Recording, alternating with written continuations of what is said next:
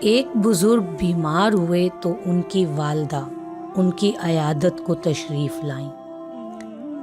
وہ بزرگ اپنی والدہ کی آمد کا سن کر حشاش بشاش ہو کر اٹھے اور والدہ کے سر کا اور پاؤں کا بوسہ لیا، اپنی حالت کا ادراک ان کو نہ ہونے دیا اور نہایت چستی کی حالت میں بیٹھ کر والدہ سے بات چیت کرتے رہے۔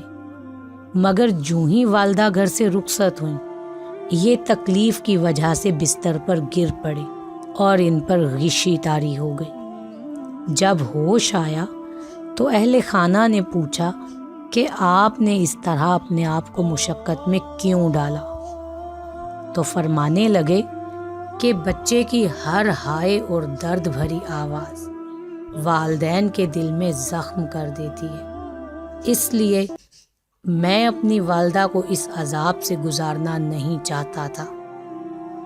شاید آپ کے والدین نے آپ کی توقعات کو پورا نہ کیا ہو، مگر یقین کریں ان کے پاس جو بھی تھا وہ سب آپ پر لٹا دیا ہے۔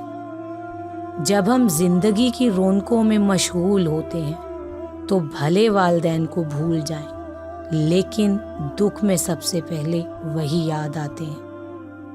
والدین کی قدر کرو، یہ وہ درخت ہے جو اکھڑ جائے تو پھر کبھی نہیں لگتا۔ ان کی خدمت کر کے دعاؤں کے پھل سمیٹ لو۔ ماں زندگی کی تاریک راہوں میں روشنی کا مینارہ ہے اور باپ ٹھوکروں سے بچانے والا مضبوط سہارا ہے۔